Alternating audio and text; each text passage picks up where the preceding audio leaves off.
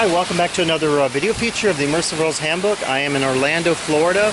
Just behind me you can see is a recreated mining town. It's actually a gift shop, not a theme park.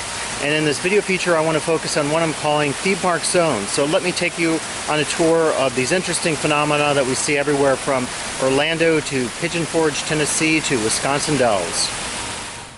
Okay, and as we begin the tour here, I would say that what inspired me to produce this video and to take some of these images is that idea that you encounter these interesting theme park zones when you visit a place like Orlando, Wisconsin Dells, Pigeon Forge, Tennessee, where we see Dollywood and many other places, including Las Vegas. And certainly we could say that there's a lot of competition that takes place in these areas. You have the main attractions in Orlando. You have, of course, the Disney theme parks, and you also have Universal and SeaWorld and so many others. And then along the way you have hotels and you have restaurants and you have numerous other attractions then that are competing for the attention of the guest who might also want something in addition to the Disney, Universal, or SeaWorld experience. And so these are all images in Kissimmee, Florida, along the drive that basically takes us to Disney, and then if you continued north on the freeway you would also get to Universal Studios. And I couldn't help but notice these on the first day of my visit for the fact that they were so dramatic in nature. And so again we can begin to talk about the idea of a theme park zone where we see the stretch, the expanse of theming, of consumerism, of attractions, of services and goods and products along the interstates or roadways that connect the bigger attractions. And so in a sense you have this form of signification going on where we can very quickly communicate on the side of a building something that is dramatic to the guest. Perhaps it portends something about what's being sold in the particular store, but I think in a lot of these cases you could exchange Merlin, the magician, with a giant animal, and you'll see all the variations of this.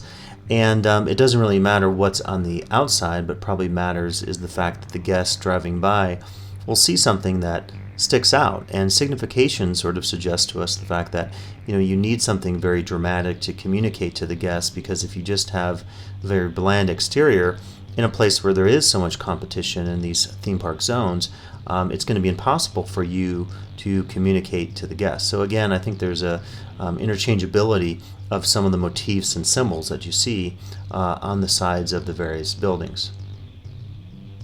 Now, I think a question that comes up is, does this represent a form of kitsch? And certainly when you see some of the representations, the flags, the oversize and cartoon animals and so forth, you start to question exactly what the purpose of these displays are. But again, it makes sense given the context of a theme park zone.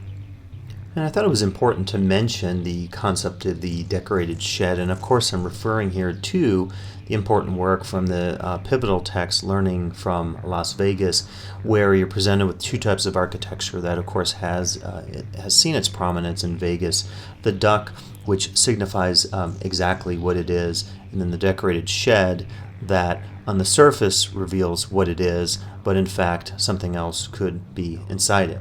And I was thinking about this in the context of other spaces, and you can see here from some stock footage of this giant iconic Coca-Cola symbol. When we think back to the World Exposition tradition, we see a lot of this use of very iconic architecture. We think of the Uniroyal brand and how it was presented in so many vivid ways at many of World Expos of the past. We can go to the Las Vegas Strip and also see the iconic thematic architecture, as you see here with the Luxor.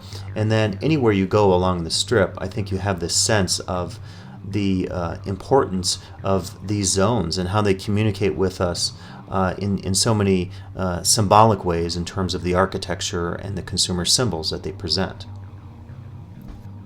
And I might suggest that one of the key values of the kind of architecture that we see in theme park zones like this in Orlando is the focus on theming. And this is the end of my visit here to one of the many iconic sites along the strip here in Kissimmee, a themed ghost town, and inside certainly much more offered to the guests. So theming, of course, is the epitome of this type of architecture.